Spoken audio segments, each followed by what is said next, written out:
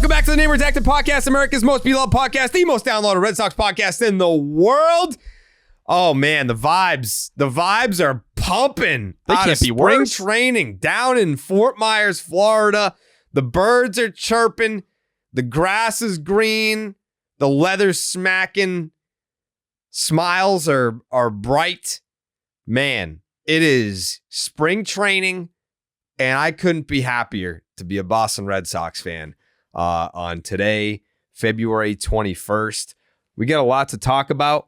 I kind of wanted to start with a rant. Not necessarily a rant, but like these fucking Twitter accounts that pretend to have sources, they gotta stop. They gotta stop. They have to stop. And I need to preface that by saying it's not because like we have legit info. It's not like, oh, this is a turf battle. Like, we're the information people. I don't give a fuck about that. Like, break all the stories that you want. It's just that none of them actually know what they're talking about. Like, all these, like, fucking accounts on Red Sox Twitter that, like, try to break these stories. Like, you don't have any information at all. Like, they're just guessing. Like, they're seeing which way the wind blows and then trying to, like, time it perfectly so that they guess correctly. It's fucking weird, and it's annoying because when they put out these little tidbits, then I'm the one that gets a bunch of tweets be like, hey, did you see this? You see it? Is this right? You got anything on this? I'm like, no, dude, because it's fucking fake. Like, it's fake. It's made up. Jared, you saw the betting odds for Jordan Montgomery. Come on. No, you're not going to tweet out a report 20 minutes after seemingly saying, advanced conversations are taking place. You're not going to do that? They're not taking place. They're not taking place. They're just not. I'm not saying that there's 0% chance the Red Sox sign Jordan Montgomery, but until John Henry gives the big thumbs up, it's not happening. Like, it's a John Henry call. It's not that the Red Sox don't want him. It's not that the executives are like, oh, we didn't realize Jordan Montgomery was good.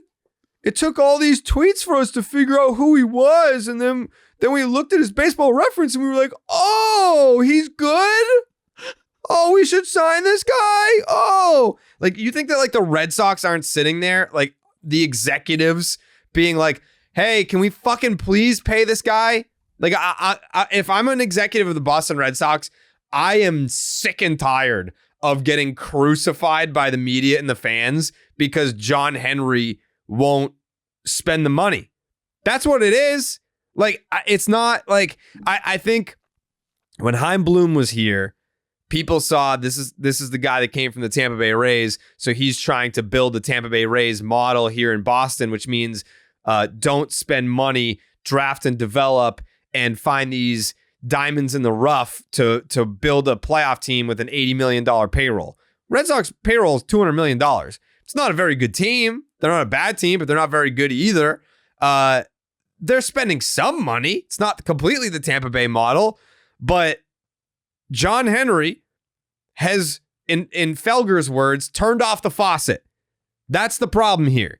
It's not that Craig Breslow doesn't believe in Jordan Montgomery. It's not that the executives in the front office are like, we see a different path here. They all want him. If you were to ask any fucking person in that front office, hey, you want Jordan Montgomery on this team? Yep, right now. As soon as possible. Yep, would love to be able to do that. Why is he not here? Because John Henry doesn't want to pay him. That's all. That's all it is. So when you see like, oh, the Red Sox, the team favorite to sign Jordan Montgomery. It's like, based on what? Did you have a conversation with John Henry? Because he's the only person that can make that happen. Like, it is not about the Red Sox have a budget. They still have some wiggle room here. Like, yeah, they do. Like, luxury tax wise, yes, they do. But they're at the limit for John Henry. They're at John Henry's luxury tax limit. So that's the person that you should be upset with. It's not like, it's not like these people are unaware of the impact that Jordan Montgomery could have on this fucking baseball team. We were talking about it before we went on the air about how, like, it's bad when you just have people coming out of the woodwork to be like, what the fuck are the Red Sox doing? Kyle Van Noy. Like that Former Kyle Patriot. Van Noy tweet, him being like, bro, what the fuck is going on? And like, I have like friends that are fans of just about every team in baseball. And like, I'll get messages from these people all the time. Be like, bro, what are your Red Sox doing? Like, I don't know. Like, I don't know. And it sucks because, we're also invested in this team. People listening to this podcast, like if you're fucking listening to this podcast right now, like you are consuming Red Sox content in February for a season that is pretty much already over. like you're number one, you're a sicko. Number two, we appreciate you. Number three, I feel bad for you just as much as I feel bad for myself, because I know what it feels like to be so emotionally invested in this team and care so much and want to see them win. And John Henry is the reason why we have no hope. John Henry is the reason why we, oh, Jesus. Oh, who's calling? No one. Girlfriend. She Whoa. doesn't know. Well, she's used to us recording at 7. Congrats on the Sox. Thank you. But yeah, that's where we're at. This is on John Henry. If John Henry, if he wanted to, he would, as they say. If he wanted to, he would. So that's where we're at. Piggybacking off just what you're saying there, that's basically what Sean McAdam was also saying on the most recent Fenway Rundown. And he's kind of been ahead of the curve. So many people wanted to slander Sean McAdam earlier in this offseason when he was mentioning these payroll things. And people were saying, oh, no, you're taking stuff from agents, whatever it may be. He ended up being right on the mark all offseason long. Well, guess what? When John Henry was bopping around fucking Fort Myers the other day, who's the only person that talked to him? Sean McAdam. Guy who's been around forever, right? But he kind of went out there and said, yeah, they're still monitoring Jordan Montgomery's market. They're going to see if, the market collapses. But at the end of the day, those parameters, which we're going to get into, that Sam Kennedy reference, industry consensus is that they're going to be, between 200 million and 210 million, whether they flip Kenley one way or do it another way. They're at 206 exactly right now. So that's the message. And, Sam Kennedy, say what you will, we heard a month ago from Tom Werner, right? A month ago, January 16th, this was the quote from Tom Werner.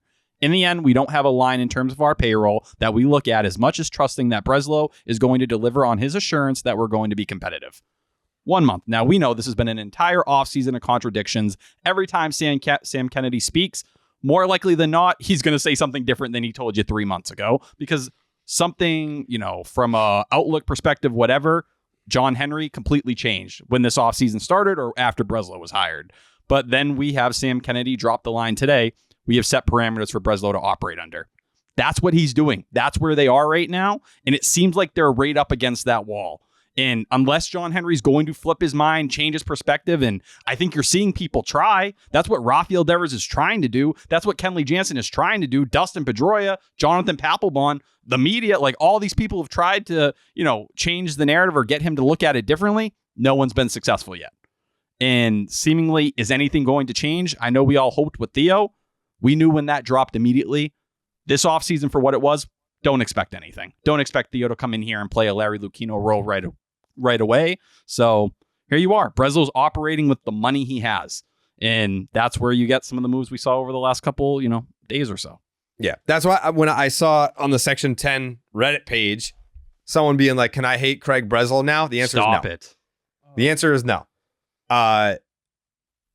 You can evaluate some of the moves that he's made, sure, but like when we're sitting here saying when is Jordan Montgomery going to walk through that door, that's a John Henry question. That is only a John Henry question. And we know, based off Ian Brown's reporting, going back to the beginning of the offseason, they preferred Montgomery over Nola and Snell. It was that simple. They thought Jordan Montgomery was the best value. And well, the best Snell's bet. going to the Yankees. I'm going to cry. I'm really upset. But yeah, it's going to be like a short-term deal. Like 2 years, like he's just going to get it done and he'll be a Yankee. Just keep in mind the Yankees, they're over the Steve Cohen tax right now. The Red Sox aren't even spending up to the fucking first luxury tax threshold. Not going over it, not even spending up to it. You have $31 million of room right now. And yet the Yankees are here saying, hey, $300 million? Go fuck yourself. Who cares? You know what? We're trying to win. But that's where they are. And they don't give a fuck about the luxury tax moving forward. They're going to pay Juan Soto because damn well they didn't give up all that pitching to land him. So this is what it is. They're pushing all their chips in to try and win. The Red Sox had a window here. They said, you know what? We'll wait a couple years. We'll wait for the big three. Then maybe we'll spend. Maybe then we'll have the financial resources necessary to be taken serious. Yeah, I don't know. I'm past the point of being like angry and frustrated. I'm just like, I've accepted that this just is what it is. And now I feel like I'm just waiting out John Henry's tenure.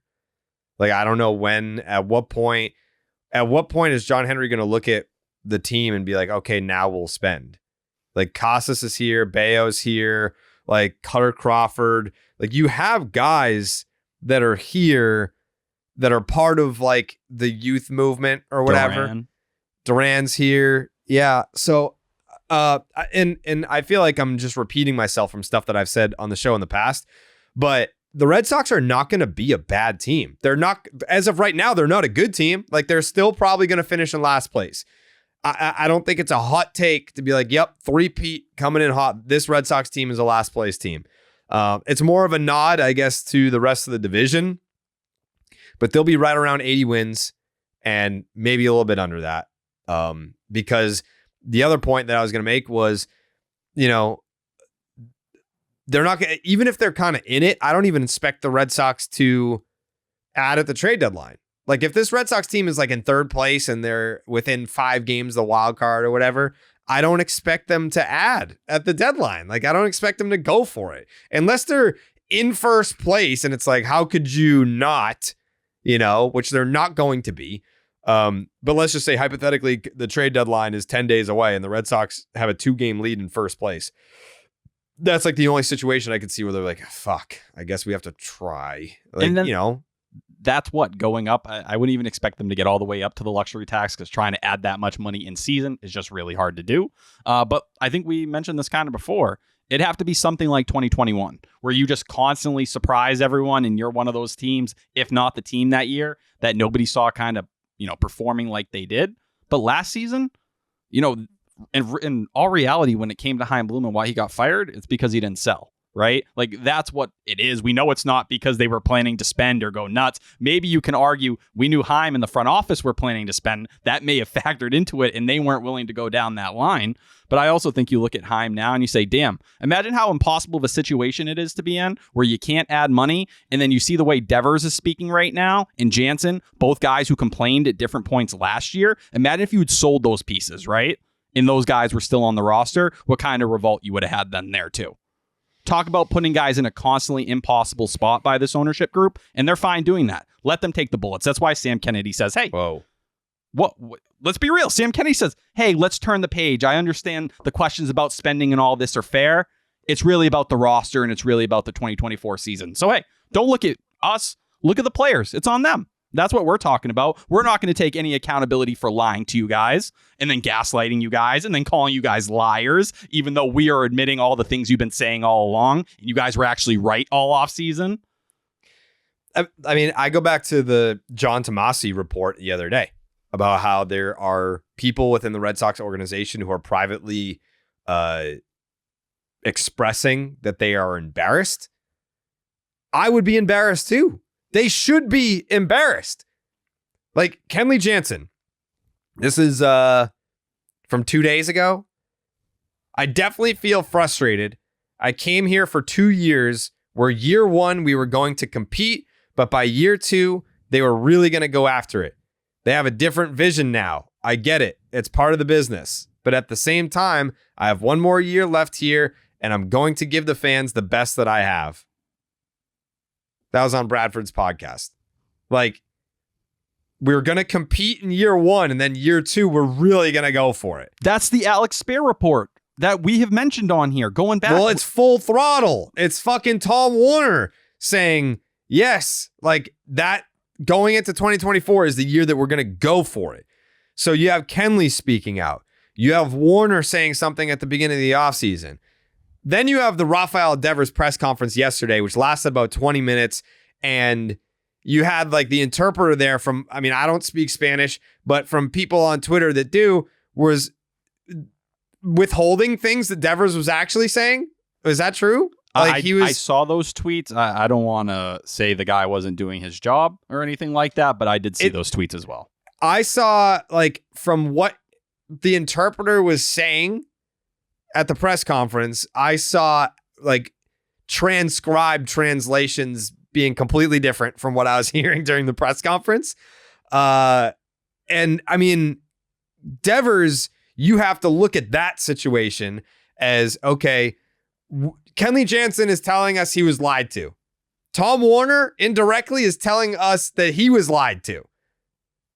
Rafael Devers, I have to believe, was lied to. Like, you foregoed free agency to sign, to stay here. Got all this money to stay here.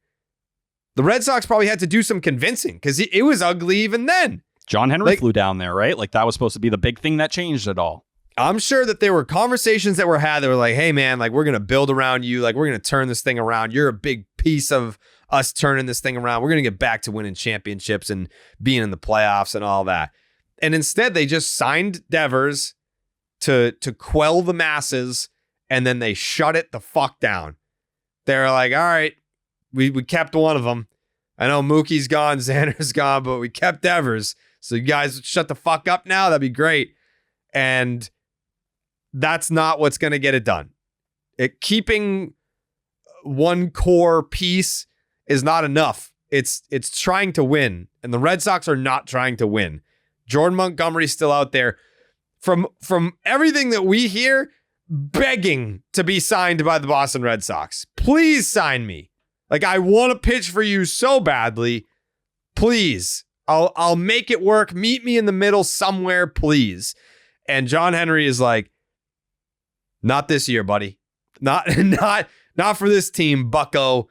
And he's just still sitting out there hoping that he'll change his mind or someone will convince him that this is a piece that could at least put the Red Sox in a conversation for a contender. Obviously, we're not talking World Series, but like, even like just bringing in a guy, and I know I see the people now because we're kind of like beating the drum of Jordan Montgomery a little bit too hard. I get it. Like, he's not Randy Johnson. Whoever said he was? Nobody. But it's kind of just the people that are like begging for the Red Sox to sign this guy like he's Randy Johnson or something like that. It's like, no, but he's a very good starting pitcher and a starting pitcher that the Red Sox need, and a guy that would drastically change the outlook of the entire season. Like, drastically. So that's kind of where I'm at. Like, maybe it sounds crazy to say, but let's just say that we're sitting here right now and it's breaking news. Jeff Passan, Jordan Montgomery signs a 2-year deal with the Boston Red Sox with an opt-out after one. Like, it's almost like you took so fucking long to do this that you look stupid, and I still don't believe that you're not cheap. And it's the same thing as Giolito, or if he pitches well, then he's out of here. Like, there's no long-term vision. There's no philosophy. There's no direction. I don't know what they're waiting for. I don't know what they're hoping for. So, yeah, I am not pumped. I'm just not pumped. I'm not excited. We've had this conversation before too, how I don't think in my entire life I've ever gone into a season caring less about the Boston Red Sox. How could you care?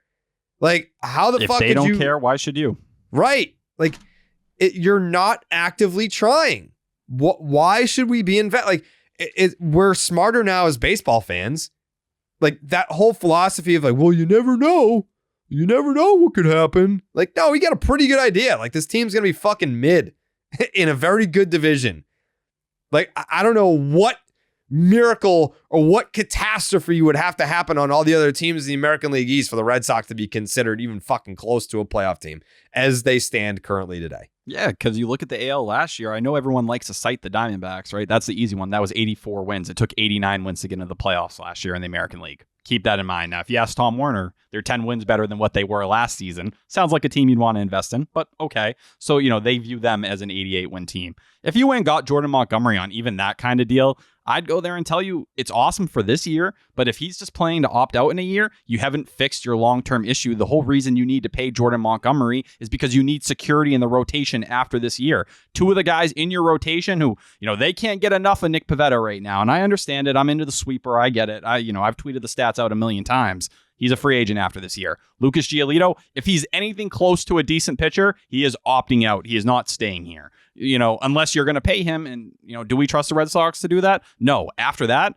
it's what? Brayan Bello? Cool. Working on an extension. We'll get into that. Cutter Crawford? Maybe. And then, they're going to try out someone to be the fifth starter, whether it's Whitlock, Houck, Winkowski, whoever you want to have the conversation about. All right. But you need some stability in this rotation moving forward, or you're going to have just as many holes, if not more. You're not going to have the same depth options that have at least shown something at the big league level to kind of fill these spots like a Nick Pivetta. But I think where I really get nervous and I get scared, the credibility of the Red Sox and how they're handling players, guys like Kenley Jansen, who are so well respected in this league and kind of viewed as these, eldermen of the game. Like Kenley Jansen sat here and you promised him something towards the end of his career as he's trying to win a World Series when that has meant something to him. Yet here he is and he knows what this team's going to be this year. If I were the Red Sox, I'd flip him. And that's just from the fact I feel for him. But clearly his head's not in a great place here, and it's not going to get any better, especially if the team goes sideways in May or June or something like that. He doesn't want to be on a team that isn't trying to win the World Series. Alex Cora's whole identity comment, this whole message to the team, I think it had a lot to do with part of that Kenley Jansen interview, who was sitting there basically saying, damn, I'm jealous of the Dodgers. Like, that's what it was. He's like, it's so fun to see what they're doing. And then Alex Cora's like, hey, guys, you're the Boston Red Sox. And then you look around the room and you realize what it is. But you lied to him. You lied to Chris Martin. You had a guy in Justin Turner who was begging to come back here when you clearly needed a voice like that. Can anyone disagree after seeing the first, 7 days of spring training, how much someone like Justin Turner's voice would have benefited you right now, just as a positive mind, as a leader or something like that? Instead, these are the quotes we're talking about. And that's no shame to Raffy or Kenley, but it feels like things are starting to unravel in certain ways, and it's February 21st. That's terrifying to see people in such a negative mindset or, kind of just begging to the front office to do something. Like, just doing the littlest things, whether it was Justin Turner or Jordan Montgomery, would have completely reshaped this entire offseason for you.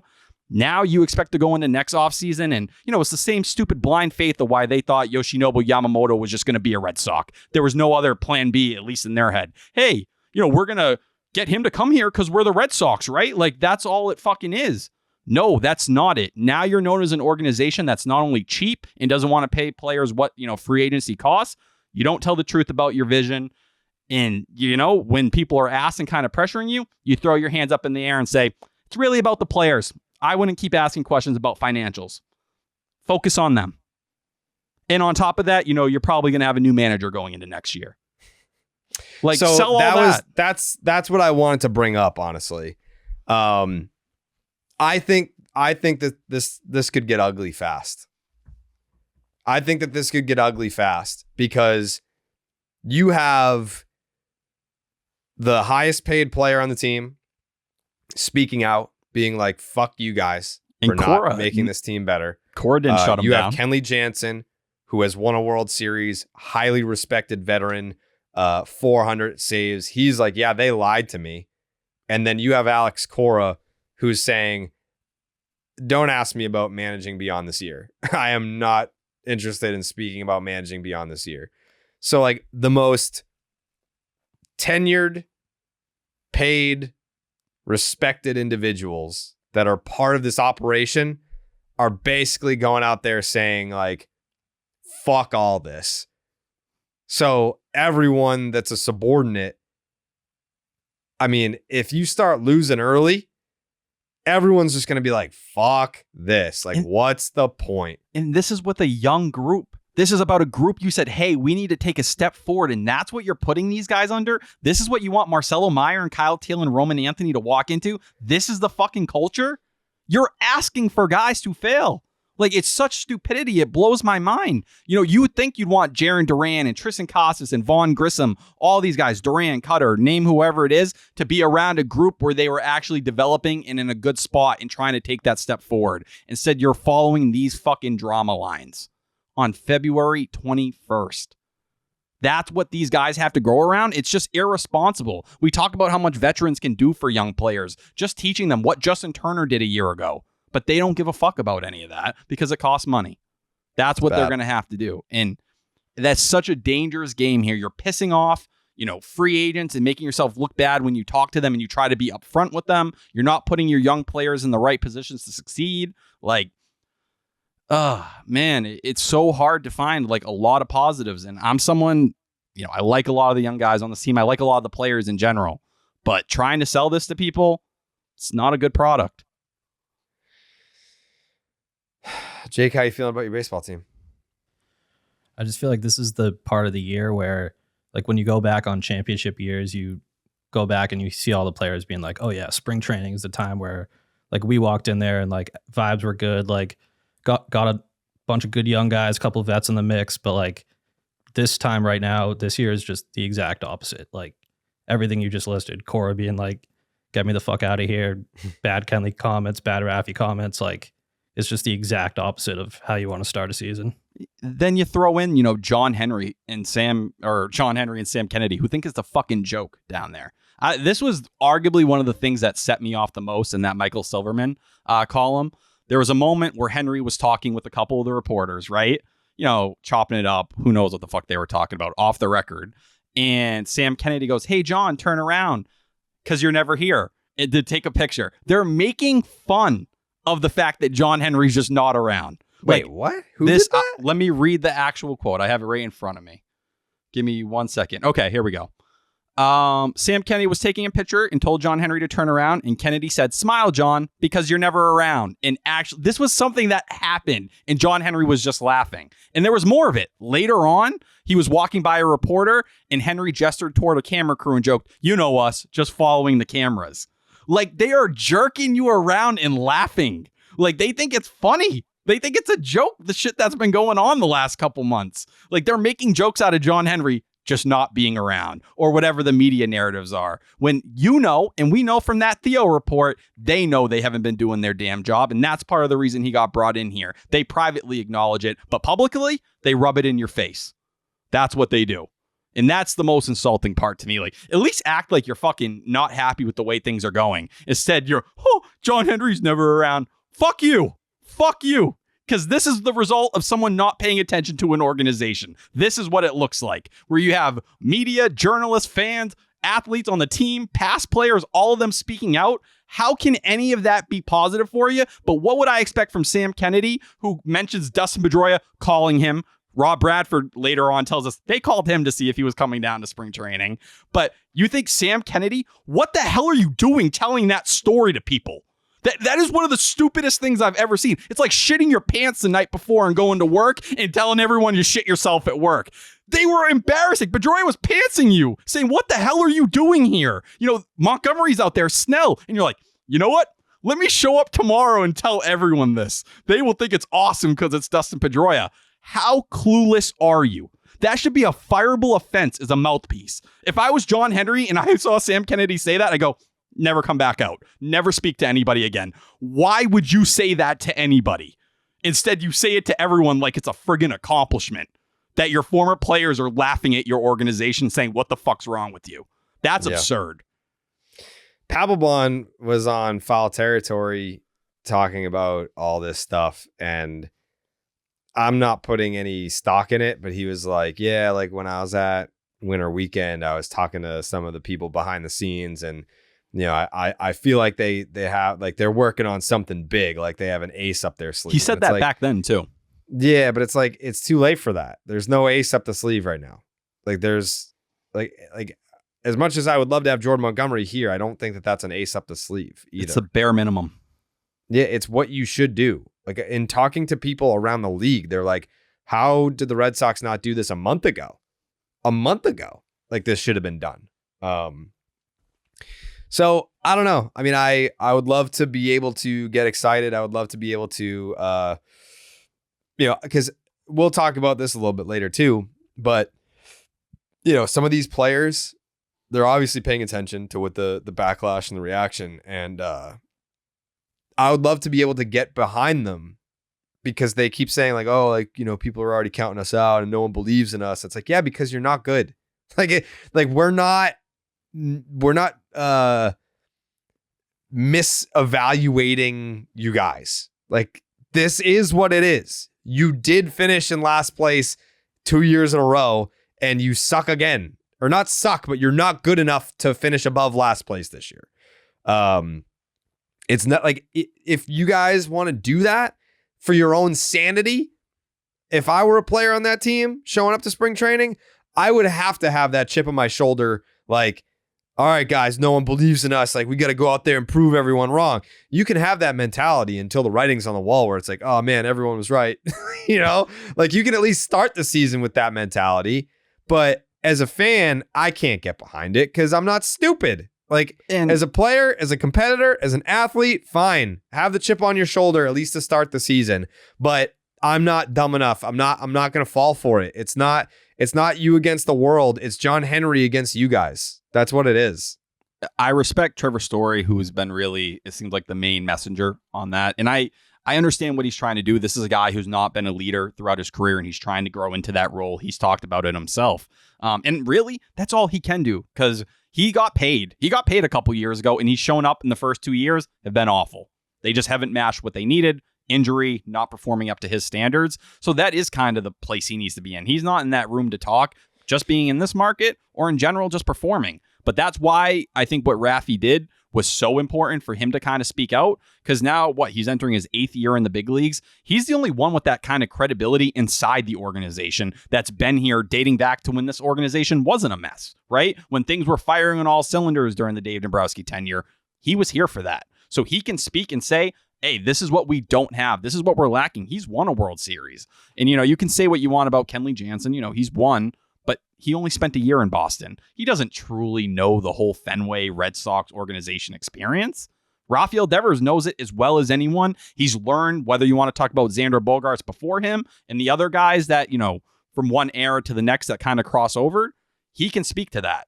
But I think this has just been building, and Devers has been growing into this. And, you know, for someone who does not want to be the face of the franchise, and I think he's made that pretty clear, just doesn't like being called it, for him to feel like he had to speak up on his behalf, that tells it all. And for Alex Cora, who basically backed him, he didn't say anything he said was wrong or I disagree. Nothing like, hey, I think this group can be as special as anybody. No, he goes, I'm happy Raffy's speaking his mind and doing what he has to say. You know why? Because he's saying the same thing behind the scenes. It's the same reason Xander spoke out like he did back in 2022.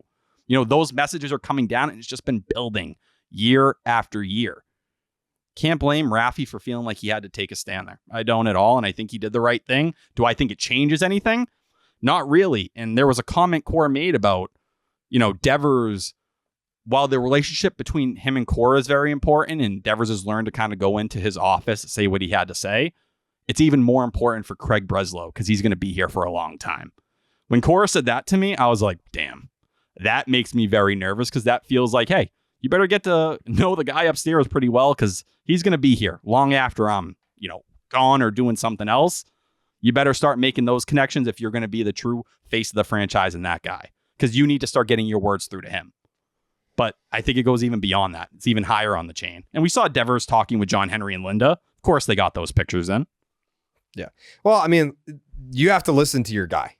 Like, if he doesn't want to be the face of the franchise, that's fine. But he's the highest paid player in team fucking history. So yeah, when he speaks up and says, hey, what the fuck's going on here? You guys know what we need. We need help. I'm not going to like speak on that. I'm not going to shit on them publicly, but you guys all know what's going on here. We all see it. Very pointed comments pointing out how the Red Sox are a fucking joke. Meanwhile, looking at Twitter here, and fucking dumbass Marino Pepin is getting people excited for no fucking reason. We're not doing that. I refuse. No, I'm not fucking. No, enough with Marino. Don't ever send me a fucking Marino Pepin tweet ever again. I fucking clipped that, man. It's over for him. I can't deal with that shit today. But that's the sadness. Like, fans will tweet underneath him. I know this isn't true, but I'm just going to follow the delusion. Like, that's where some people are at. I'm not in that camp. I refuse to be. But I don't know. I think for where Raffy is right now and where things are kind of trending for him, to speak like that. I didn't think he called any teammates out or anything. Like, I know some people were trying to say, well, he shouldn't say anything like that because it's putting down, Tanner Houck and Garrett Whitlock and Cutter Crawford. No, it's not. He didn't even say what position. Up. He goes, everybody knows. I can't say it, but you know what we need. Anybody, even those guys on the team, would tell you. What did it mean when Cora said he needed 3 starters or Breslow said he was going to add 2 bona fide starters? Was that an insult to those guys? No, it wasn't. Devers didn't even say that. He just said, you guys know what we need help with. It's that simple. I don't know how anyone could have a problem with his messaging. Someone had to say it. Credit to him because he has to be that guy. He is the older guy in terms of that main core right now that can step up. Yeah. Anyways, shout out to Blue Moon. We love Blue Moon. Even if you love beer, there are some moments that you want to enjoy without the alcohol. Celebrate those times with Blue Moon's new non-alcoholic Belgian white, Belgian-style wheat brew. It's for when you want to drink your favorite beer without the alcohol. Jake, how many Blue Moons do you plan on putting back this weekend? I know it's got to be a decent amount. Yeah, I usually like to start off with a couple non-alcoholic and then get into the real ones. Yeah. That's where I'm at too. I feel like, it's nice to have a couple non-alcoholics with dinner. And then after dinner, you fill up a little bit. You're like, I'm gonna crack open some ice cold Blue Moons. Maybe watch a movie. Maybe go on a date. Went on a double date last weekend. With Jake? No, with Coley and his wife. Oh, that's cute. What'd you guys do? Went to the North End. Actually, you know what's funny? I forgot to mention this. It's very funny because I mentioned how I hard launched on Instagram on Valentine's Day and immediately woke up to like 1,500 Instagram followers. And I was like, why weren't you guys like, you guys care about seeing her, but you're not going to follow you? Huh? Do you know girls? Honestly, do you know anything about women? They were all dudes. Oh, okay. I retract my statement. Yeah. I mean, it was like 95% dudes. But, I don't know. That is weird. Right? It was just funny to see like when the waves would come in, it's like, oh, like this is when people listen to Name Redacted. So like a lot of people like listen on Friday night. A lot of people listen on Saturday morning. A lot of people save it for Sunday. Cause like it would just be very obvious like when they got to that point in the podcast. Because like I didn't get tagged in anything. Like I wasn't active on Instagram. But like Sunday night, I would just like pull out my phone and be like, oh, 75 new Instagram requests. Well, it's like, oh, they got to that point in the podcast. It might be dudes who were like worried you were going to fuck their chick or something. Maybe that's what it is. There was that kind of fear. Now as a man, I think it's because I've just been super private about my personal life for like my entire career. And for the first time, I like put something out there and people were like, whoa, like, let's see it. Okay. So people just wanted to see what the picture was. Yeah. It was a story though. Was it an actual story? Post? That was the thing is like everyone went to go see the picture and it was gone by then. Damn. But it was a story. As a guy, a ladies' man, some would call me, because I got a shoddy. I know when you get a girl, other women start to look at you because they're like, damn, like that girl decided to invest in him. Right. Well, who wouldn't want to invest in me? Or me. Just like I would love to invest in Blue Moon. Inspired by the beer you already love and available year-round, a Belgian white, Belgian-style wheat brew that tastes like drinking, even if it's not. Crafted with Valencia orange peel and coriander, it tastes balanced and refreshing. Nothing compares to the great taste of a Blue Moon non-alcoholic Belgian white, Belgian-style wheat brew. Blue Moon made brighter. Get Blue Moon non-alcoholic Belgian white, Belgian-style wheat brew delivered by visiting get.bluemoonbeer.com/Jared for delivery options. That is get.bluemoonbeer.com/Jared. Blue Moon made brighter. Celebrate responsibly. Blue Moon Brewing Company, Golden, Colorado. Non-alcoholic malt beverage, contains less than 0.5 alcohol per volume. Yeah, that was funny. Yeah, there's a big, because I mean, like I'm pretty active, I guess, like on Instagram stories. Not as much like on posts, but definitely on stories. I don't get a ton of action on there, but it was just very funny to like, we put out the podcast and the next morning was just like a whoosh, people coming in. And then Friday night, made me feel sad. I was like, oh, these people are like just staying in on a Friday night listening to Name Redacted. Stop cooking them. Damn. I'm not cooking You're them. cooking I'm not cooking them. Maybe they went out on Valentine's Day, which was a Wednesday. So by Friday night, they were like, hey, we went out on Wednesday. We don't need to go out on Friday. Let's listen to Name Redacted and make out. Make out during the podcast. Yeah. I never knew that. Tweet You me think if people you have make ever out done during that? the pod.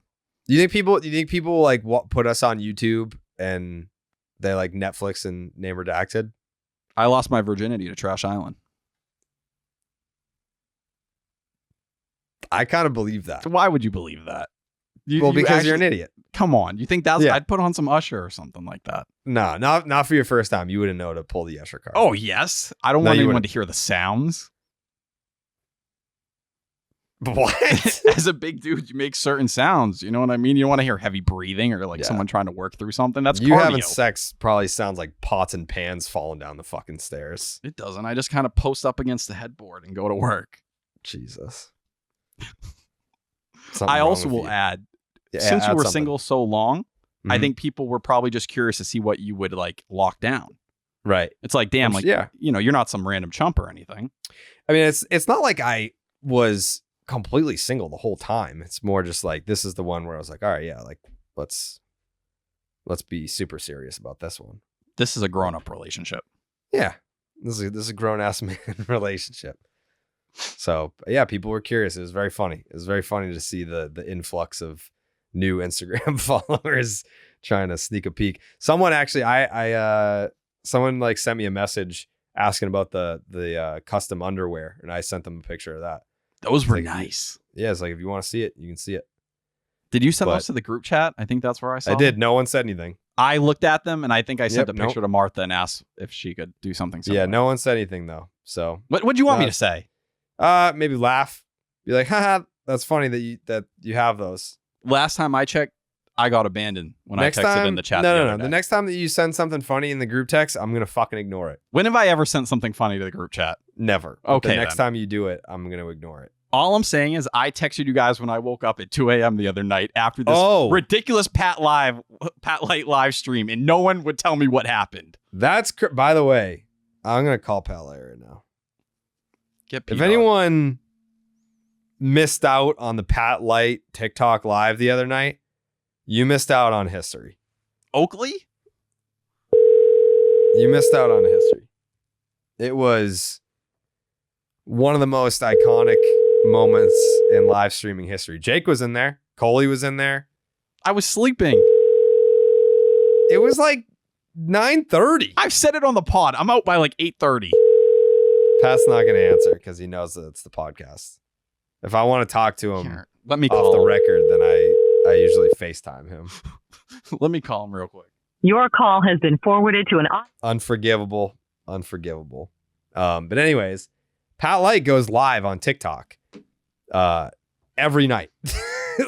For like an hour, he will go live on TikTok. And I'll just be in there, me and like 17 other people. And I'm in the comments. I'm asking business questions and telling people to like and share the live and all this, trying to just put them over. And Monday night, I'm in there and it was really dwindling. Like it was bad. There was like 7 people in there. And I was like, and he said, he's like, all right, we don't have a lot of people in here, so I'm just going to end it early. And I was like, we're not ending it early. So I tweeted the link to his live, and then we got like a couple hundred people in there. Jake got in there. Coley got in there. Barack Obama was in there. Mike president? Trout was in there. Yep. John Farrell was in there. Yeah. So it was Mookie? like, huh? Mookie? No, he's too cool. I believe it had to have been his most viewed live of all time. And the comments went from like the pace of like boop,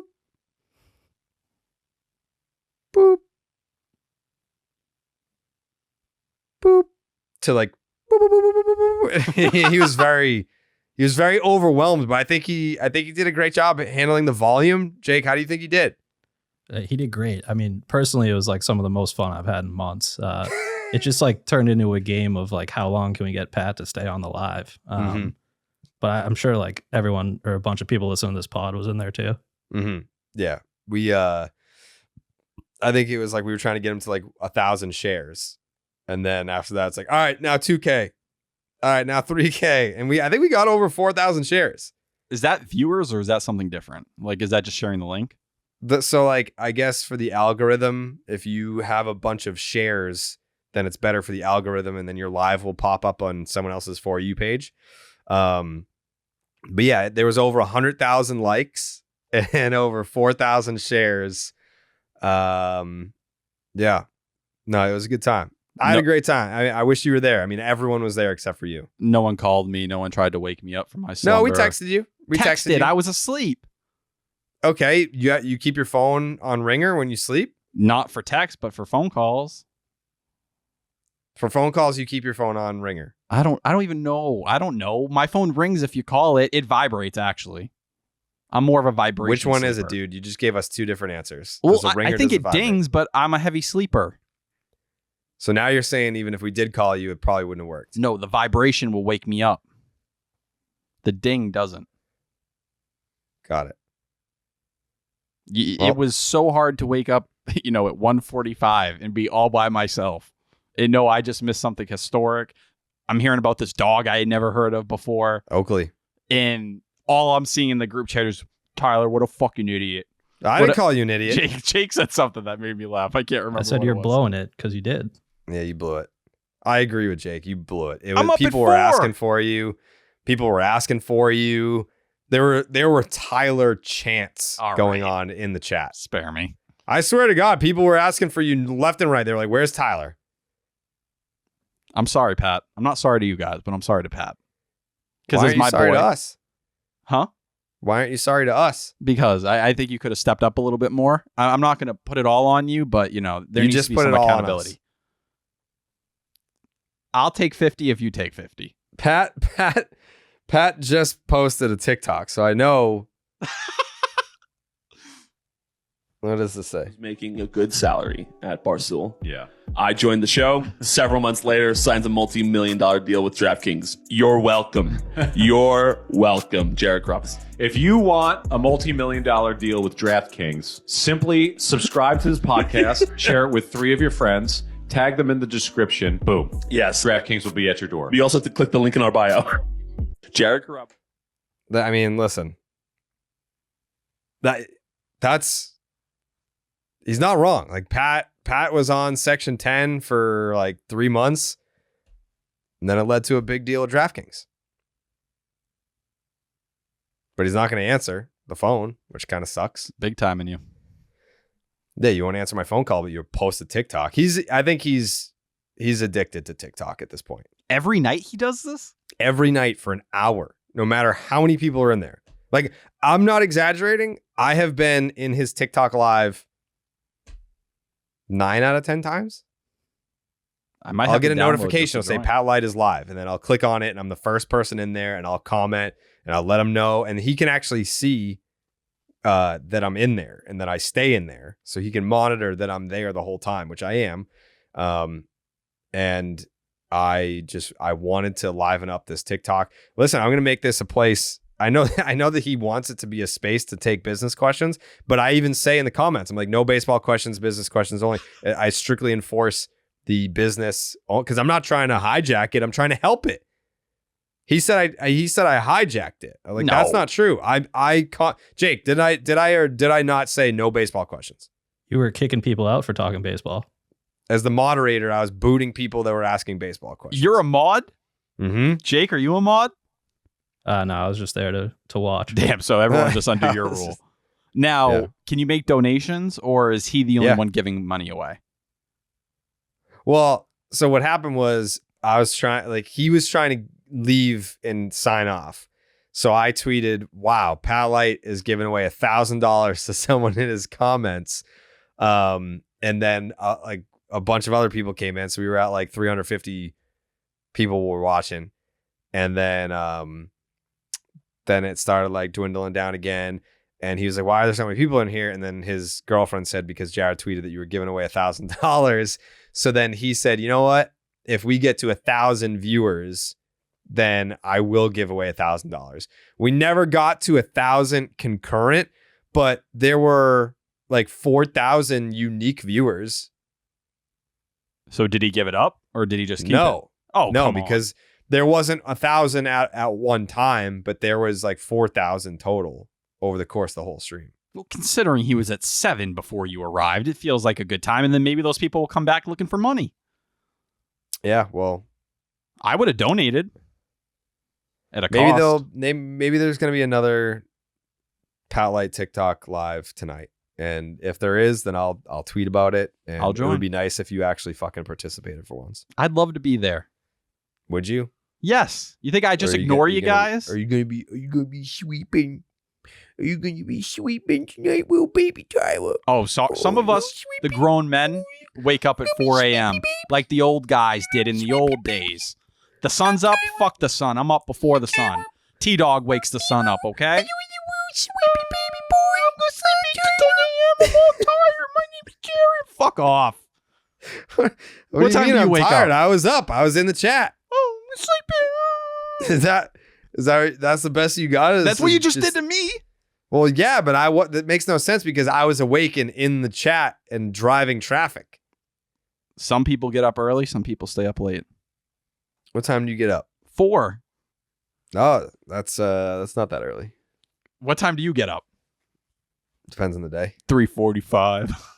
Yeah, depends on the day, I guess. Whatever. I like to get up early to get everything ahead of me, but I tire out very early in the day. Why do you think that is? Do you have low T? No, that's not it. I just operate in different hours. They'd say 16 hours is pretty good of a battery.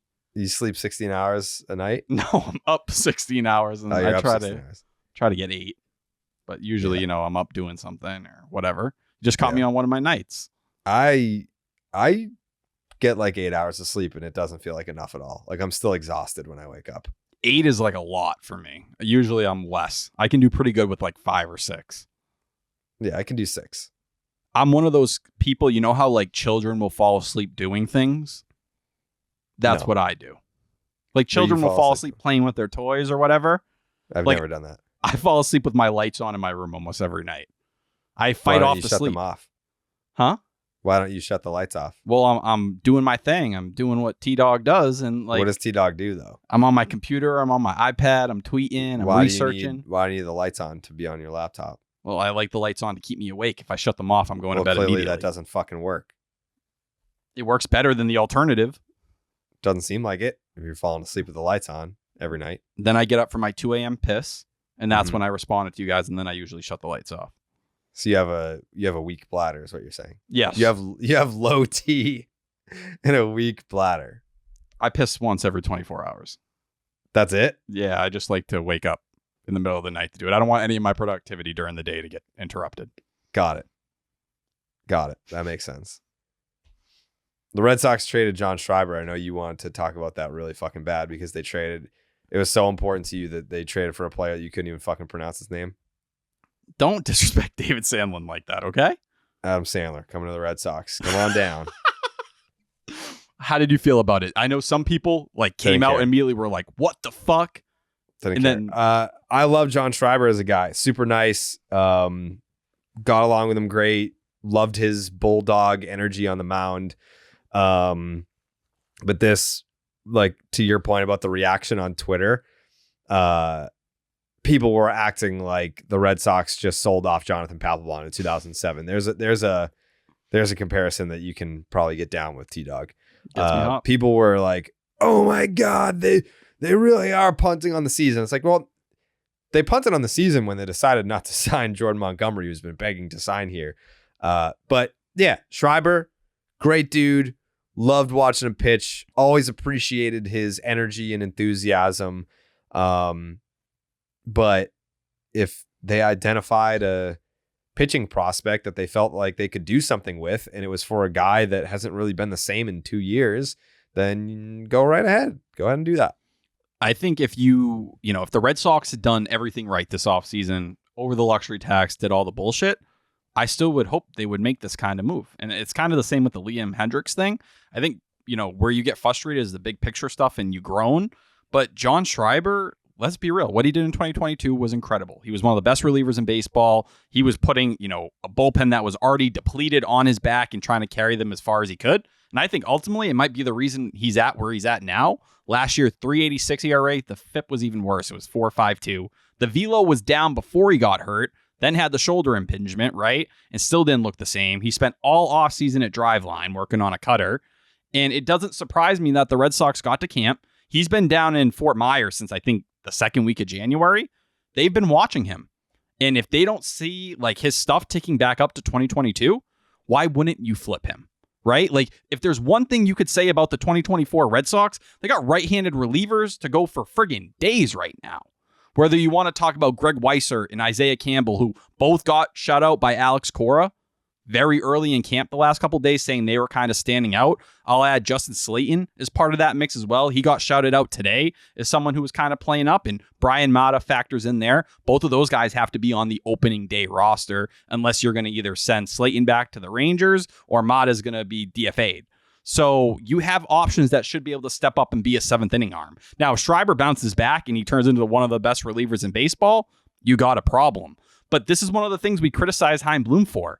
Was, Chaim's so good at building a farm system. Is he going to go target those prospects sometimes and go steal one of those guys? And, he eventually comes here and becomes this big piece. That's what a lot of people ask for. And I think he was a little scarred when he did that with Ronaldo Hernandez, flipping Jeffrey Springs, and it didn't work out. And obviously Hernandez didn't really play out here. But you look at David Sandlin, he's an 11th round pick back in 2022, made 14 starts this past year. Last 4, I believe, were at high A. Solid mid-3 ERA, but then you start diving a little bit deeper, and he's kind of become like a sleeper prospect in a lot of people's eyes. BA had him at 20, but Keith Law had him at 7, and Kylie had him at number 5. His season got ended prematurely because of a lat injury in June, but we're talking about someone with 2+ pitches, a fastball that we saw in a bullpen he recently posted. I threw this up on my Twitter if you want to see it. He hit 100. He's hitting 100 throwing against guys. That's something. And his velo was ticking up last year. It's a plus slider already. So you're talking about a high floor for this arm. 2-pitch guy. He could be a decent reliever at that. Well, he's also working on a changeup and has a decent curveball to go with it. All right, Breslow's kind of calling his shot. That's what you want here, right? You talk about pitching pipeline and not having a lot of guys coming through. You got Dick Fitz and you got David Sandlin this offseason to kind of add to Wilkerman Gonzalez and Luis Perales. And there's a couple other arms in there, the Yordani Monegros of the world, right? But this is a guy who they're apparently into, who misses a lot of bats, also can kind of control it, doesn't throw a ton of balls either. Let's see it. Now, he'll probably start the year in high A with a quick promotion to double A. He's turning 23 very soon. But this seems like good business to me. You're dealing from a place of depth to help the organization in a part where they don't have those kind of arms. And if he comes in throwing with this kind of velocity, holy shit, maybe he does pop and you're looking at someone who you can actually pencil into the rotation. And that's not me telling you he's going to be a number 1 or a number 2, but someone who may make sense as a number 4, another Cutter Crawford-esque arm. And that would go a long way, I think, for the Red Sox. That's what you're trying to build up here. Even if you had done all this, you have arms. If Craig Breslow did his job with Campbell and Weisser and these other guys, you shouldn't need John Schreiber or just a regular 7th inning arm. You should be better, and you have arms that can make up for him already in high leverage spots. Whoever loses out of, Houck and Whitlock and Winkowski, those arms will be in there. Does it get a little more cloudy if Kenley gets flipped before the season? Sure, that's fair. But at the same time, they're not trying to win this year. So give me these moves. I can accept it. I'll take that over someone who is going to be a 7th inning arm, even if they were under control for the next 3 years. Let me see if Breslow's really cooking here and can spot these pitching prospects. It just feels like all the news around the Red Sox fits into that whole purgatory feeling that I've been talking about, where we're just stuck and we don't know how to get out. And then you look at the Giolito signing. It's like, well, they signed Lucas Giolito. He's one of the top free agents. Like, yeah, but it's a 1-year deal with an opt-out. So if he's good, he's just going to leave after 1 year.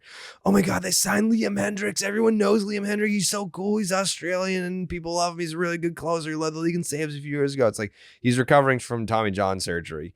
And best case scenario, he'll be back in like late July, early August for, the point of the season where the Red Sox have already sold off all their pieces and it's whatever. I also think one of the funniest parts, or not funny, but you kind of look at here, next year his incentives are all like tied to, I believe it's games finished and innings pitched.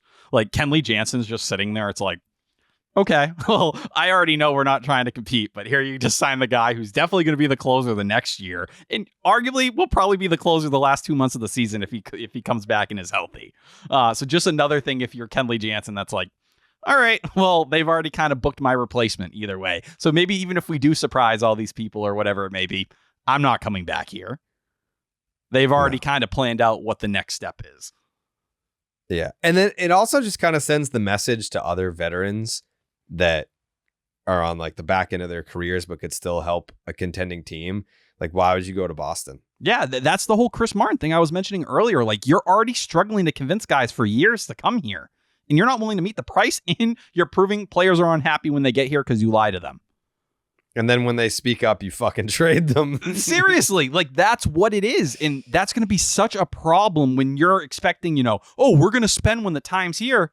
Well, you better fucking spend. You're going to have the number one price because they're going to see from these other guys and Devers, like, I don't want to be here criticizing ownership and upset. Why the fuck would I want to do that? I'll go somewhere else and play because damn well, more likely than not, you're not the highest bidder. And you talk about Liam Hendricks, and some people were like, this is proof that people do want to come to the Red Sox. It's the medical team. It's that simple.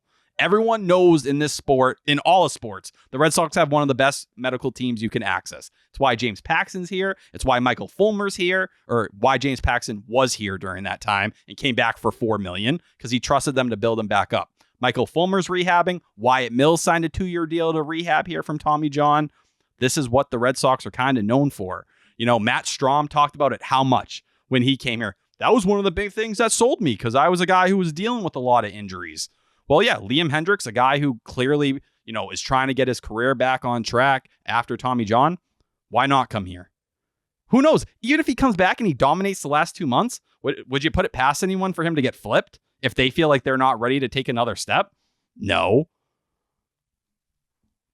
It is. It is kind of baffling. But I'm excited. I mean, Liam Hendricks, I love the guy. I can't wait to see him pitch in a Red Sox uniform, but it's just hard to envision a world where he's pitching meaningful innings for the Boston Red Sox.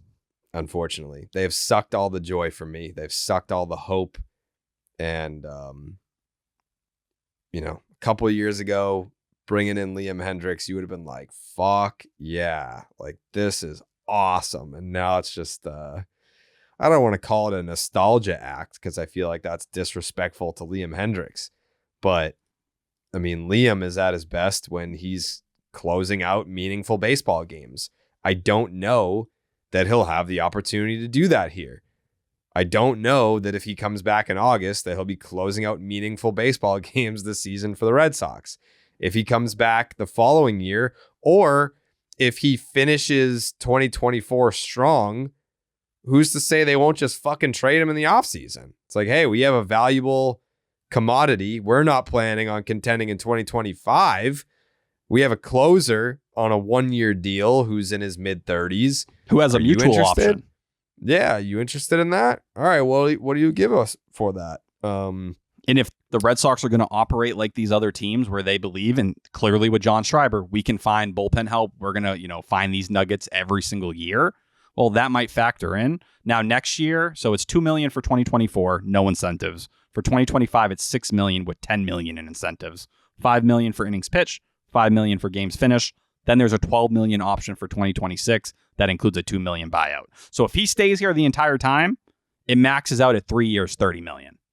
It's great value either way. This is a good business move. Even if you were trying to win this year and you said, hey, we'll take Liam Hendricks for the stretch run and then we're going to get him on good money because he's going to rehab here, I tell you to do it. It's the same reason I wanted Brandon Woodruff here. But of course, he signs, 2 hours later back with the Brewers? Yeah, and you're like, even. I can't even dream on a front of the rotation piece trying to rehab. Yeah. I mean, yeah. I think not to get too far ahead of ourselves here, but next offseason is going to tell me so much about the rest of John Henry's tenure. Like, with all the starting pitching that's available in next year's free agent class, if they don't bring in somebody, then we can pretty much pack it up. Like it's time to find a new sport. It's time to find a new hobby, pretty much. Because like the Red Sox are telling you, like, we are really just not trying. Because at least now they're saying like, yeah, we're just not ready to win yet. But like when that time comes, we'll spend again. It's like, when the fuck is that? Well, all those people in that front office believed it was time now. That's what the whole message was, whether you want to talk privately or publicly. That's what, when you talk about what you did in that front office, BOH got moved to a different position. Everybody else is just chilling. Paul Taboni got a promotion too. So all those guys thought, yeah, we're ready to push the chips in. And now we're here and, you're kicking the can down the road. Yeah. Anything else you wanted to hit on? I know it's kind of just like tidbits and news and notes stuff from here on out. Yeah, I think the Teoscar Hernandez, just hitting on that video was fucking hard to watch. I didn't watch it. I ended up sitting through it. Basically what he kind of talked about was the Red Sox wouldn't go beyond 2 years, confirming everything that's been out there. And you just see it on his face. He's like, man, I would have been interested, but they weren't willing to go beyond, which is infuriating to me, simply for the fact that people are like, oh, I didn't want to go beyond 2 years for Teoscar. The Red Sox were. They just said they had to get money off the books, which, once again, John Henry, I'm looking at you. But they were willing to do that. They just had to find a deal to get the money off. So that tells me they were into him. And then Teoscar Hernandez is like, Fenway Park's my favorite ballpark to play with. Like, all over his face, he is saying, damn, I wish I was on the Boston Red Sox. If they even made a little bit of an effort, I would have been there. And here we are. It's just, it upsets me because here you are with the 3-hole in your lineup still being concerning, still being something I'm worried about. And I'm watching Justin Turner post all these happy videos at Blue Jays spring training and they're eating me alive. I'm just so over it. I'm over this. Like I'm excited for the baseball season to start so that I can watch other teams pretty much. This is our last time recording. Next time when we come back, we'll have a game to talk about. Multiple. Oh, I don't give a fuck about spring training games. Nothing? It doesn't get you. You're not watching Northeastern? No. Whitlock starting on Saturday? Don't care. Come on. You're going to care when the games start. You think I'm going to give a fuck about Garrett Whitlock starting a game in spring training against a college baseball team? No. Well, he's not starting Friday. Those are relievers. But Saturday, he will start the first actual great. Oh, yeah. I heard. Game. I was listening to Cora today. He dropped a shit bomb in his. He's like, he's got good shit. I mean, stuff. That was Jorge Benavides, right? Yeah, lefty. Well, he likes the lefty. Jorge roster Benitez. invitee. Yeah. Benitez. Let's see. Let it play. Big lefty with the fastball. Where he's going to fit on the roster. And I don't know. But someone who can make sense is depth. But no, I think when you see the first homer, whether it's Raffy hitting one into the air, Yoshida, Trevor Story, you're going to retweet that and you're going to feel a little something. Do you think so? I think so. People were asking, like, if the Red Sox win on opening day, like, is the Gold Bottles tweet going to start off in lowercase? I don't know if I haven't decided if I'm going to do the Gold Bottles this year. It's the first time you said this publicly. Yeah. I haven't decided if I did it for 10 seasons. I don't because at this point, like, the Red Sox are making me look stupid. Like, I can't go out there and in good conscience tweet a Gold Bottles tweet for the first win or any win this year, knowing like it's not happening. Like, there's no like little engine that could. Well, all right, let's put our positive caps on. Positive time with T-Dog and J-Dog and J-Dog 2.0. There's no positive. One thing I've liked from spring training has been that the pitchers are all ahead of schedule. Felt like in years past, they were kind of building up and taking some time. I'm watching Garrett Whitlock, Brayan Bello, Lucas Giolito throw 2 innings already. They're kind of stocking up and ready to fire. What happens if they come out the gate and like they're just a little bit ahead of some of these other teams? They're about a week ahead in terms of pitching right now. Wow. Full head of what is it? Full head of steam. Full head of steam to everyone on the staff having a 4.5 ERA, best case scenario.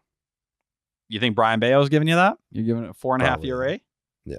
Come on. Now you're just being negative to be negative. I'm not. I mean, he wore down last year. Yes. Like, what did he finish the season at? I think it was 24. And a half. Yeah, 4.25. It was well below 3.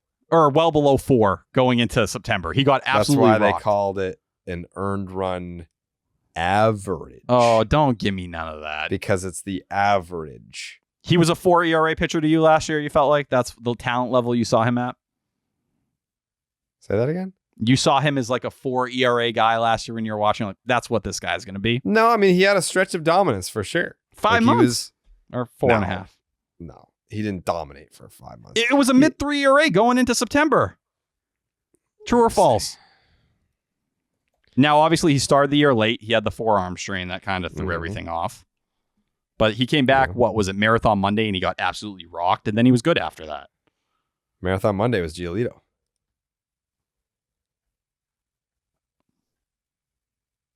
Last year? Right? No. Are you They sure? played the Angels last year. Or it's remember- the year before. Yeah, it had to be Wait, the year before. What? Are you sure? Am I tripping? Cutter Crawford ended up pitching all those innings. Remember, it was raining. I think Logan O'Hoppe had his shoulder pop for the first time or whatever it was. Yeah, maybe. Hold on. I'm pulling up this ERA through August. Brayan Bello. He had a 4 ERA for his first 7 starts. And then, it was about 3.5 going into September. Now, if I were you, what I'd say is look at the FIP, right? And you could kind of be like, oh, well, the FIP's 4.5. I think that's not a great way to measure a guy like him because he's someone who beats analytics because it's a lot of ground balls and putting the ball on the ground. With good defense, he should be in a pretty good spot. But I think this goes into the extension conversation, right? That we saw today. That's something Masamenos. positive. Again. That's not positive to me. So you didn't take that in a good light, the way Cotillo No, I reported just don't it. fucking care. Like, You don't care about extensions for a guy who's going to be here 5 years. no. It's not that I don't care about an extension. It's the fact that, like, I think it's fucking pathetic that we're even talking about, like, oh, they discussed an extension. Woo! Clap for them. They talked about it. Is it close? Is it done? Doesn't sound close. Doesn't sound like it went very far. Doesn't sound like they're in the red zone. Doesn't sound like they're on the 1 yard line of getting this thing done. So, like, the fact that they fucking picked up the phone and had a conversation and people are going to get excited about that, like, come on.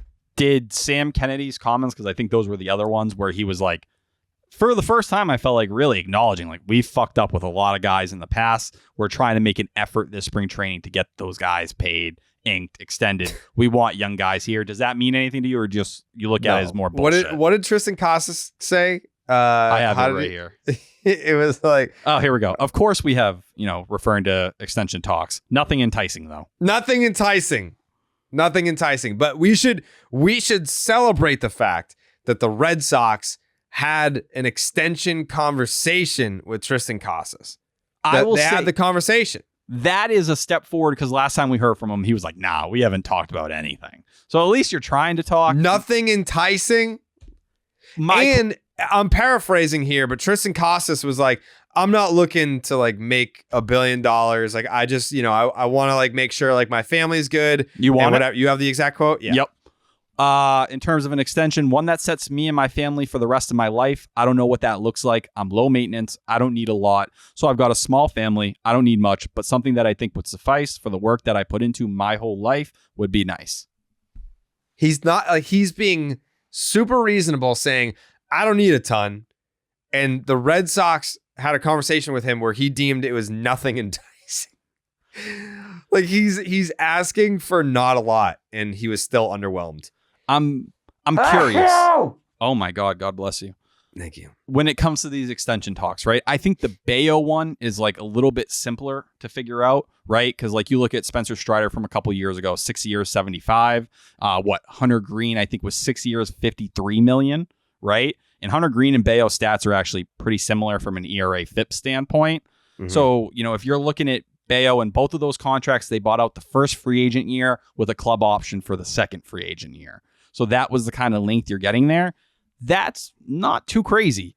Triston Casas at this point, if he's looking for something that's going to set him up for life, is he looking for, like, a you're not getting Bobby Witt money, don't get me wrong, but are you looking for that kind of like career deal here? Because I think if that's the case, it's going to be hard to see an extension getting done. And I think with Casas, I'm not telling you, the Red Sox need to get these guys figured out, especially if they're banking on the big three, because they need to be here when those big three are developing.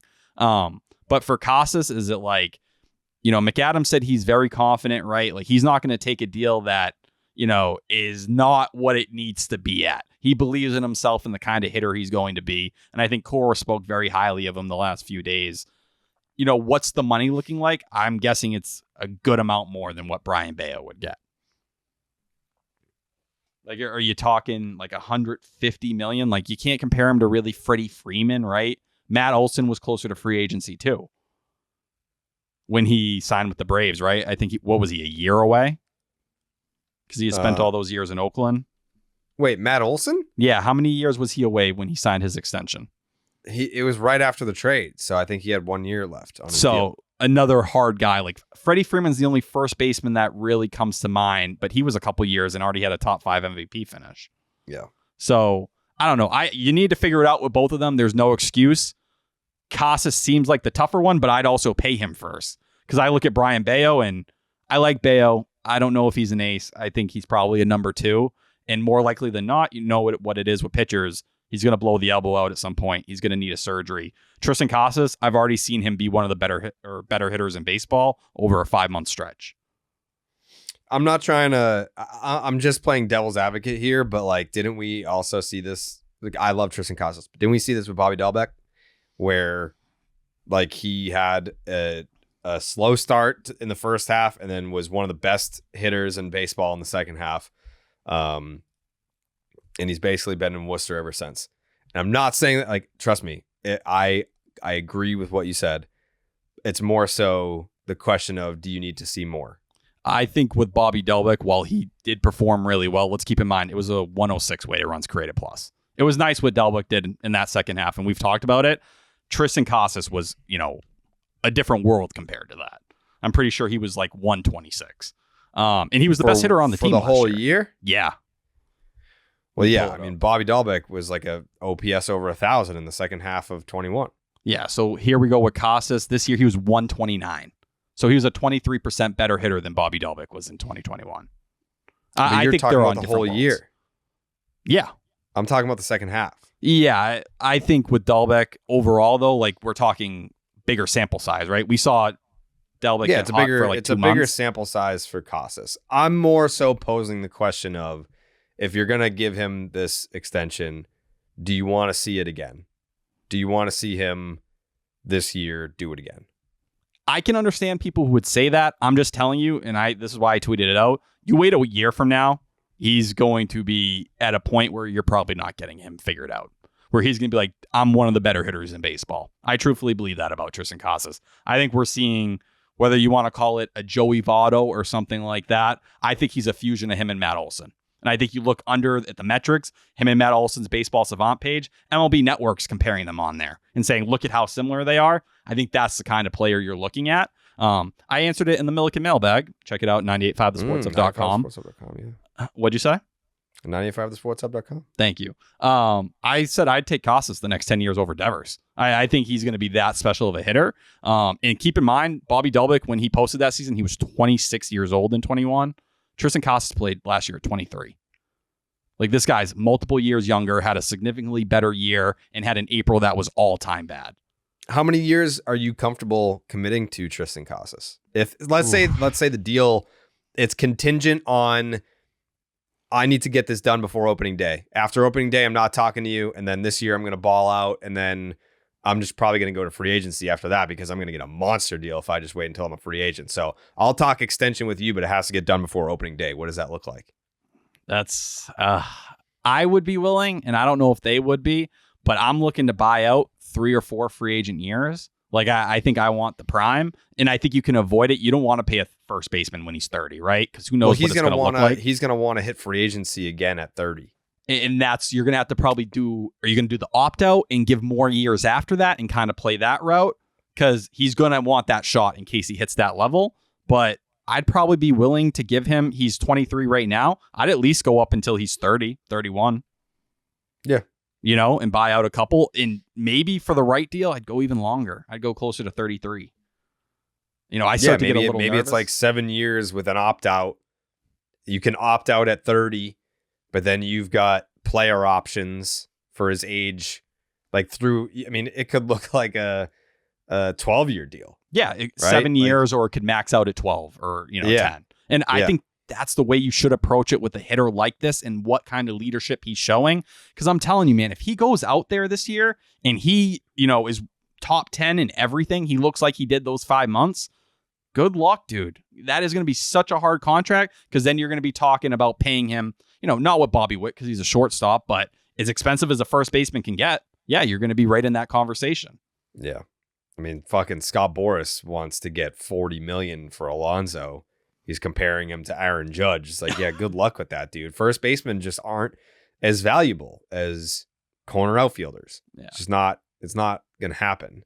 So I think, with as it pertains to Casas, you might be able to get somewhat, I don't want to call it a bargain, but you're not going to be paying like league top talent premier prices for a first baseman the way that you would be for someone else in the infield, or like a corner outfield or something like that.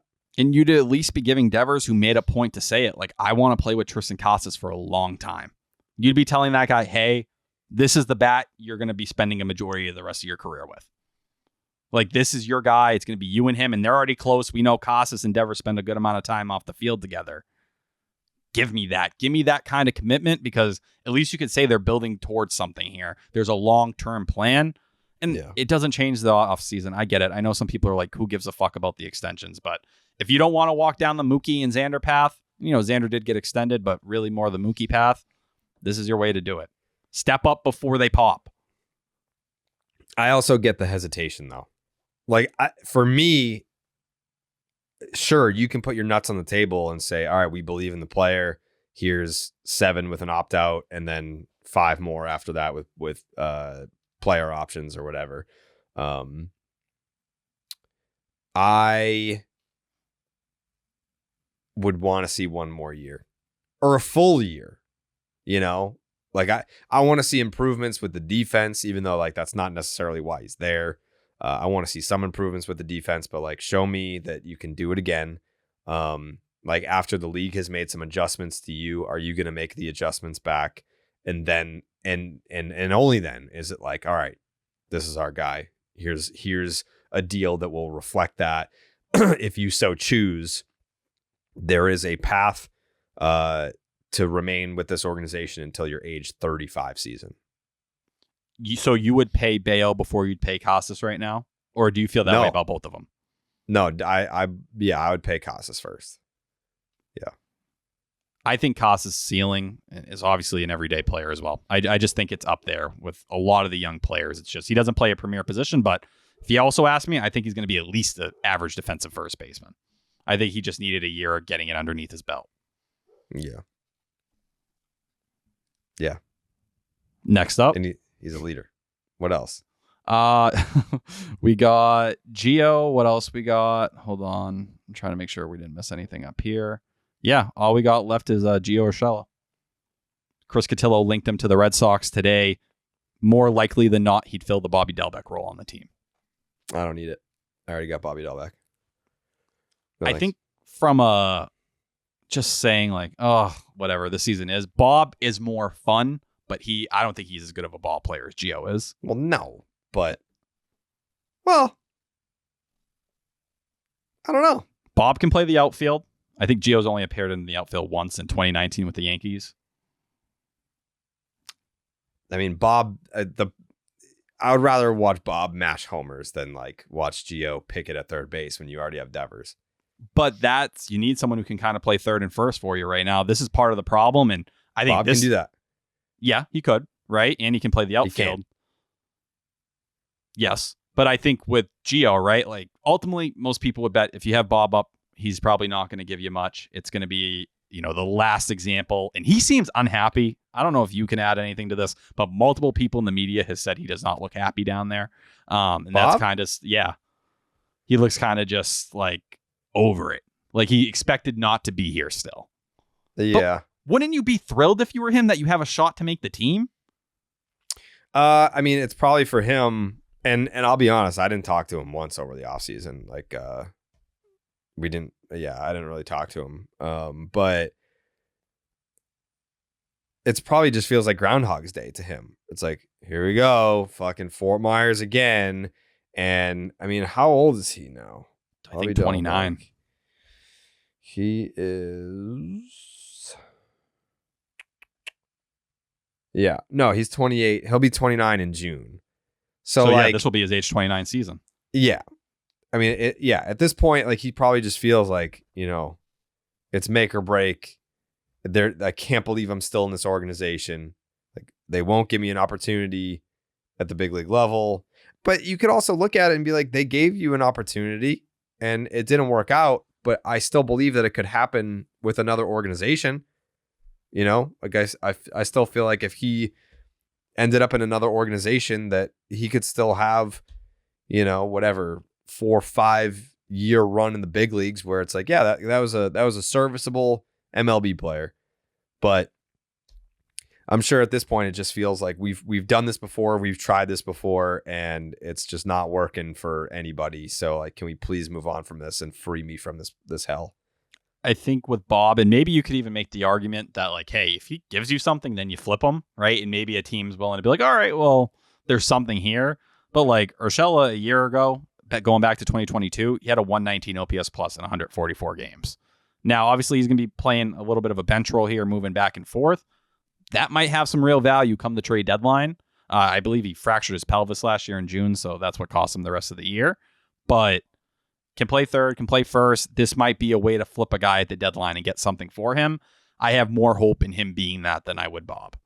But Bob's more fun. I'm willing to put my hands up and say that. If he's also miserable, send him packing. Like, why? He called out Chaim Bloom too, which I didn't see get a lot of run on Twitter. But he was like, they weren't transparent with me. Which, Bob, like, I hate to tell you, man, they gave you the fucking keys to first base. Seriously, they did. Like, you can frame it whatever other way you want. In 2021, you had the keys, and it was ugly for a long time. And then you went on that hot stretch. He said that this spring? Yeah, it was like within the last week. Someone had it. Whoever did the most recent Bobby Dalbec interview. But yeah, he said, like, I felt like the last front office wasn't very transparent with me. He admits that the new front office has been better about that so far. But like, dude, it was you and Travis Shaw in 2022 to start the year. Travis Shaw was cooked. Done. Retired in his head. They wanted you to be that guy and bridge to Casas. They were actually hoping maybe you could develop into more. Maybe, factor in at DH or something like that, and you didn't. Like, I understand him being upset, but what do you want? Like, as a quadruple A player, there's only so much interest in you, and you are good depth because you can play a lot of positions, and you're athletic, and you have power. Like, what? You're going to flip him for another quadruple A reliever? Sure, I guess you could do that. But based on what the Red Sox needed last year, it made sense. I just hope he's happy. I just hope he gets a chance somewhere, even if it's not here. And I'm hoping for a big year from Bob. We love Bob here. Go tear up Worcester. No, go tear up Fenway Park. That would be fun. Why not? I heard someone confused him for Triston Casas, and he said, I'm in a lot better shape than Triston Casas to the fan. Really? I'm sensing some envy. Nah, he's just fucking around. I'd be upset if Triston Casas became a dog like that. No, Bob's a good guy. He seems never. Yeah, he would never say that. That's why the Bloom thing surprised me so much. I was just like, I've never heard this man ever say something like negative or mean to anyone. Yeah. Well, I mean, you've pushed a man to his limits. Before he was fighting for a spot. Now he's fighting for his career. I would just say I think you got more run than a lot of guys have, especially in a city like this. Yeah, I would agree. He was given ample opportunity. They're begging him. Begging. Mm-hmm. Besides that, I think that's all we have. Okay. Jake's takes? The Discord is calling for a Q&A segment from now on, which I think we can implement a little down in the Discord action. Okay. That's fire. All right. I'm down with that. I still don't know how to use it, but yeah. Jake, did you do something like adding me to make it different now? Or I forgot his name. I feel awful. Who was Yeah, the one it's who Dustin. Yeah. Dustin might have done it because he runs it. Thank you, Dustin. But yeah, I saw he had like made me, I don't know if it's a moderator or something like that, but it looked like all of us like had that kind of symbol or something. Shout out Dustin. You rule. Is it an app or is it a website? Both. Jake? It's basically Reddit. So like the topic is name redacted, but within the Reddit, there's like different sections, different chat rooms for like based on exactly what you're talking about. So like there's a chat room to talk about the podcast. There's a chat room to talk about the Red Sox, chat room to talk about like rumors, trades. So it's just like a more like organized Reddit. It's fun like going in there when news breaks and like seeing people were like actually talking, like when the Liam Hendricks stuff, I went in there and I'm like reading through it and I'm like, holy shit, like it's just a live feed. You can kind of see what everyone's going on. Someone Do you have the app, T-Dog, or do you have... Yeah, I have the app. It's what do easy I to search use. For? It reminds me of like Just like Skype. Discord? Yeah. It's like Skype group chats. But someone went in the non-baseball one and put in the Brockton High thing about them sending like the National Guard to like handle shit. And they're like, T-Dog, explain this. I was like, that's fucking funny. Discord. You guys have one for Baseball is Dead, don't you? I don't know. Discord. Chat, talk, and hang out. Yeah, get in there. Get in there. Hold on. Maybe I can take a picture of the pod and send it to them. Is that okay, Jake? What do you mean? Does that put you on the clock? I don't want to make life Oh, hard. no, yeah, go ahead. It looks like a mouse. All right. I'm gonna try to do it. I'm gonna set up an account. I swear to God. Catch me in the... Is it name redacted or section 10? It's name redacted. All right, I'm going to try to post this right now and see if I do it right. I'm definitely going to like send a picture of my dick here. Yeah, I think I just put it in there. Jake, did you get that? Which channel? Pod Talk. Yep. Okay. I just sent that to everyone. We'll see what happens. Someone was in there an hour ago. Like, that's sick. I don't know what you're talking about. I'll figure it out. The link's in there, Tyler. What do you mean the link? Oh, no, to our call? Yeah. Oh, no. Hold on. Please don't join. I got this.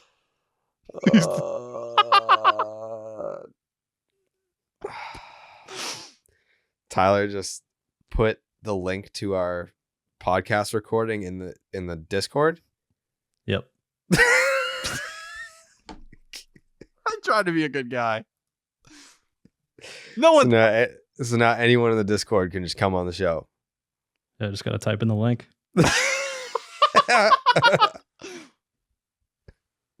All right.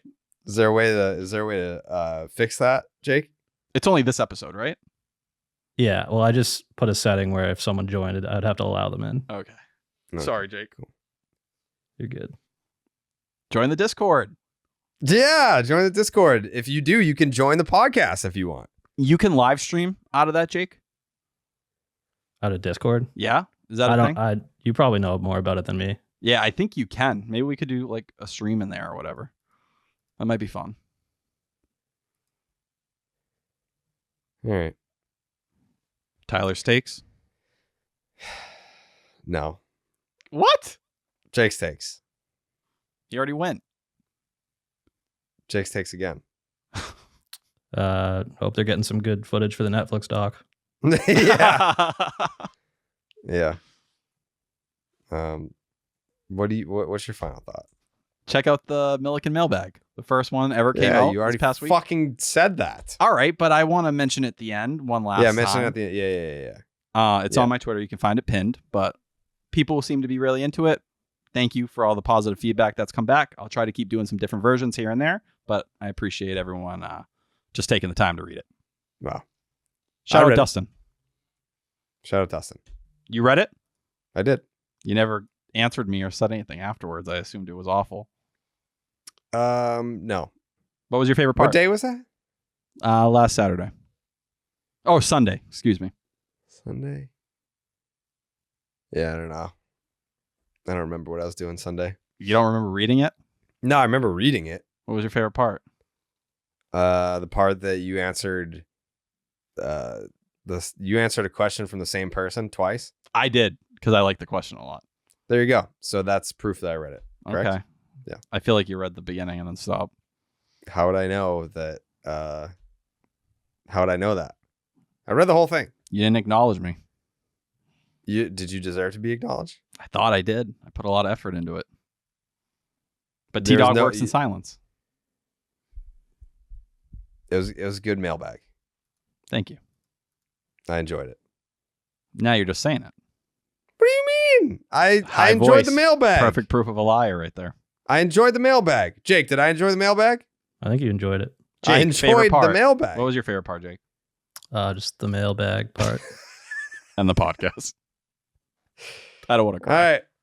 Thanks for watching. Thanks for listening. We'll be back next week with more Games. red hot Red Sox takes Game reaction. and game. Yeah, we'll be breaking down the Red Sox versus college baseball players. Can't wait. Whitlock. Yeah. All On right, Saturday. bye. See ya. Buenas noches, amigos.